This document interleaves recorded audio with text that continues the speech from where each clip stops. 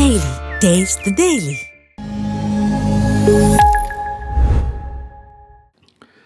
CA நடத்தக்கூடிய இந்திய நகரங்களில் வாழக்கூடிய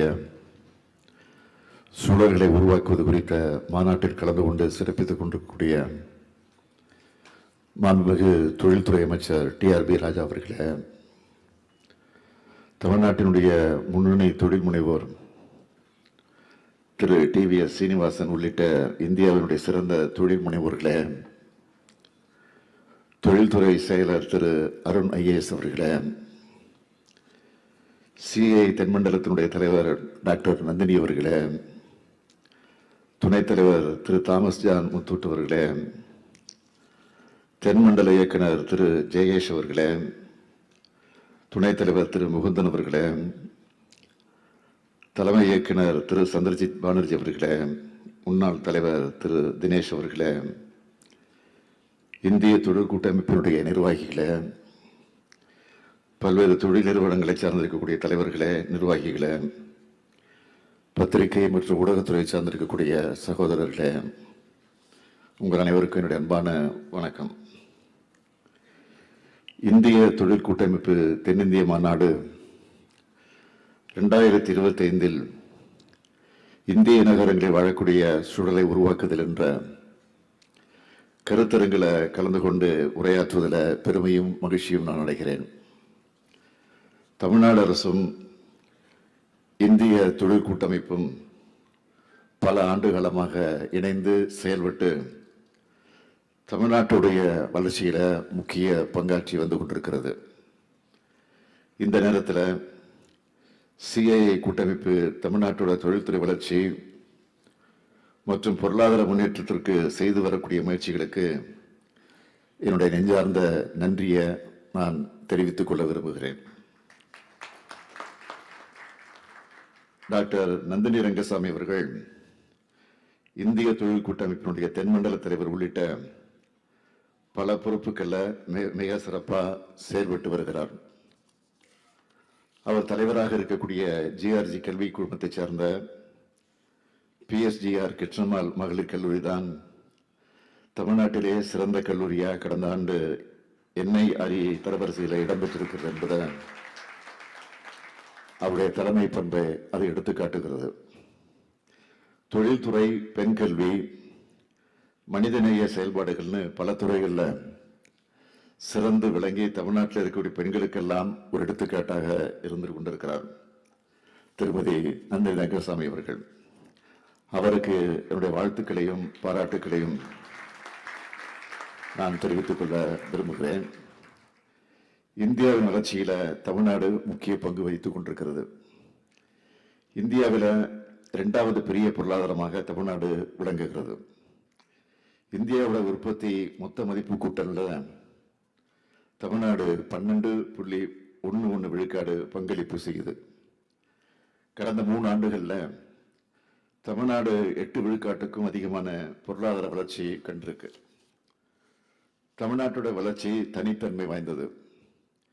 இந்த வளர்ச்சியை மேலும் மேம்படுத்துகிற வகையில் 2030ஆம் ஆண்டுக்குள்ள தமிழ்நாட்டை 1 டிரில்லியன் பொருளாதார மாநிலமாக உயர்த்திட ஒரு உயரிய இலக்கு நிர்ணயிச்சு அந்த பாதையில் பயணிச்சுக்கிட்டு வரோம். பொருளாதார வளர்ச்சி மட்டுமல்ல, எல்லாரையும் உள்ளடக்கின வளர்ச்சி, சமூக நிதிய உள்ளடக்கின வளர்ச்சி, பெண்கள் முன்னேற்றம் மற்றும் சமத்துவம் போன்ற கொள்கைகளை அடித்தளமாக கொண்ட ஒட்டுமொத்த வளர்ச்சியை எங்களுடைய இலக்கா கொண்டிருக்கிறோம். இதனால்தான் தமிழ்நாடு மற்ற மாநிலங்களுக்கெல்லாம் மற்ற மாநிலங்களிலிருந்து யூனிக்கா இருக்கு. நம்ம தமிழ்நாடு நகர்ப்புற மக்கள் தொகையை அதிகம் கொண்ட மிகவும் நகரமயமாக்கப்பட்டிருக்கக்கூடிய மாநிலம் மட்டுமல்ல, மிகவும் தொழில்மயமாக்கப்பட்ட மாநிலம். இந்தியாவிலே அதிக எண்ணிக்கையிலான தொழிற்சாலைகள் தமிழ்நாட்டில் தான் இருக்கு. தமிழ்நாடு முழுக்க சீரான மற்றும் பரவலான வளர்ச்சியை கொண்டு வர நாங்கள் எடுத்துக்கொண்டு வரக்கூடிய முயற்சிகள் பலனளிச்சுக்கிட்டு வருது. கோயம்புத்தூர், திருச்சி, ஓசூர், மதுரை, சேலம், தூத்துக்குடி போன்ற நகரங்களும் பொருளாதார சக்திகளாக உருவெடுத்திருக்கு. நேற்று முன்தினம் கூட நம்முடைய வளர்ச்சியை எடுத்துக்காட்டுகிற மாதிரி வந்த செய்திகளை நீங்க எல்லாரும் பார்த்திருப்பீங்கன்னு நம்புறேன்.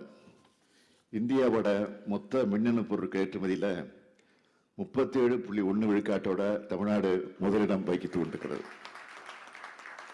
அதுவும் கடந்த 11 மாதங்கள்ல 12.6 பில்லியன் டாலர் மதிப்புள்ள மின்னணு பொருட்களை ஏற்றுமதி செஞ்சு புதிய உச்சத்தை தொட்டிருக்கிறோம்.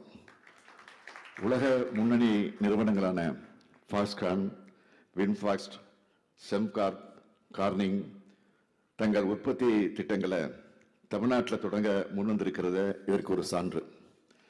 அது மட்டுமல்ல, சஸ்டைனபிலிட்டிக்கான நடவடிக்கைகளை மேற்கொள்றதுல தமிழ்நாடு மற்ற மாநிலங்களுக்கு எக்ஸாம்பிளா இருந்துகிட்டு இருக்கு. சென்னையை சுற்றி இருக்கக்கூடிய தொழிற்சாலைகளுக்கு டிடிஆர்ஓ முறையில் தண்ணீர் வழங்கப்படுது. மேலும் கிரீன் ப்ராஜெக்ட்ஸ் அதை ஊக்குவிச்சிருக்கு. தமிழ்நாடு இண்டஸ்ட்ரியல் பாலிசி 2021 படி கிரீன் இன்சென்டிவ் வழங்கப்படுகிறது. தொழில்துறைக்கு மேலும் வலு சேர்க்கிற விதமா பல்வேறு திட்டங்களை இந்த ஆண்டு பட்ஜெட்ல அறிவிச்சிருக்கிறோம். அதுல சிலவற்றை மட்டும் நான் சொல்லணும்னா, 500 கோடி ரூபாயில தமிழ்நாடு செமிகண்டக்டர் மிஷன், சூலூர் மற்றும் பல்லடத்துல தலா 100 ஏக்கர் பரப்பளவில் செமிகண்டக்டர் உற்பத்தி பூங்கா, சென்னைக்கு அருகில உலகளாவிய நகரம்னு பல அறிவிப்புகளை வெளியிட்டிருக்கிறோம். தமிழ்நாடு அரசு மற்றும் சிஏஏ இடையிலான நட்புறவை தொடர்ந்து வலுப்படுத்துவேன்னு இந்த நிகழ்ச்சியில நான் உறுதியாக தெரிவித்துக் கொள்ள விரும்புகிறேன்.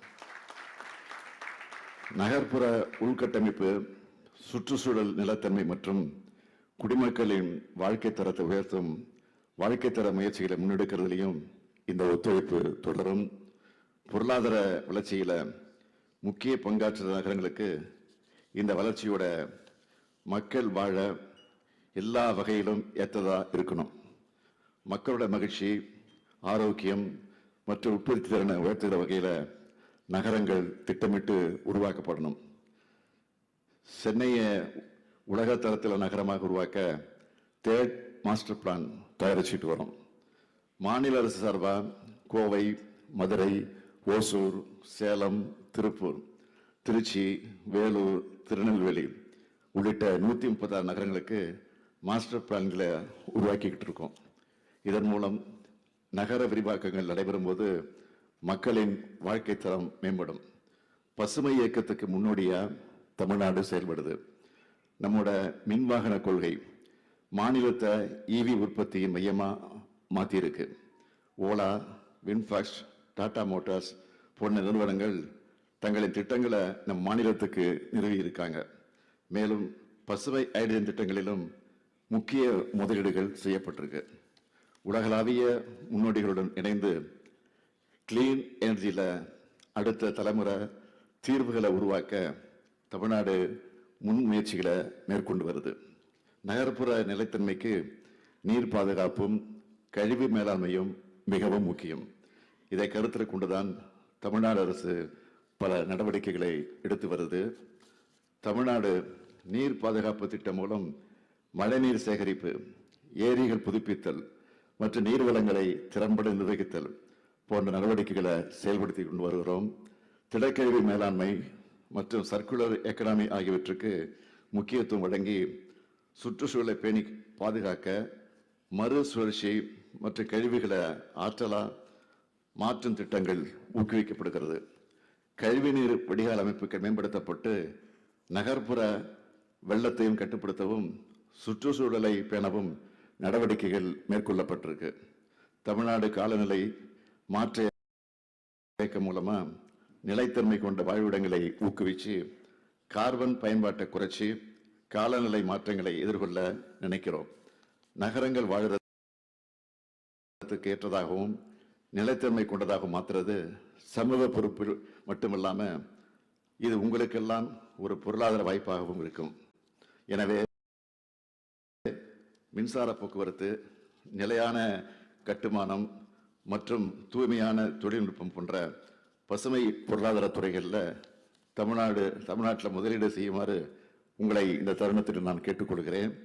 புத்தாக்கமான ஸ்மார்ட் நகர தீர்வுகள், ஆற்றல் செயல்திறன் மற்றும் உள்கட்டமைப்பு மேம்பாடு போன்ற திட்டங்களில் எங்களுடன் இணைந்து செயல்படுவீங்கன்னு உங்களுக்கு நான் இந்த நேரத்தில் அழைப்பு விடுக்கிறேன். வாழ்வதற்கேற்ற நிலைத்தன்மை கொண்ட மற்ற செழிப்பு நிறைந்த நகரங்களை உருவாக்குறது தான் நம்ம எல்லோருடைய இலக்கு. தமிழ்நாடு அரசு உங்களுடன் தொழில்துறையுடன் இணைந்து உலக தரத்திற்கேற்ப உட்கட்டமைப்புகளை உருவாக்க உறுதி பூண்டிருக்கு. இது பொருளாதார வளர்ச்சியை மேம்படுத்துறதோடு எதிர்கால தலைமுறையின் நலனையும் பாதுகாக்கும். வளர்ச்சியும் நிலைத்தன்மையும் ஒன்றிணையும். இந்த மாற்றம் நிறைந்த பயணத்தில் தமிழ்நாடு உங்களை அன்போடு வரவேற்கிறது என்று உங்களுடைய நெஞ்சார்ந்த நன்றியை தெரிவிச்சுக்கிறேன். இந்த மாநாடு வெற்றியடைய என்னுடைய வாழ்த்துக்கள்.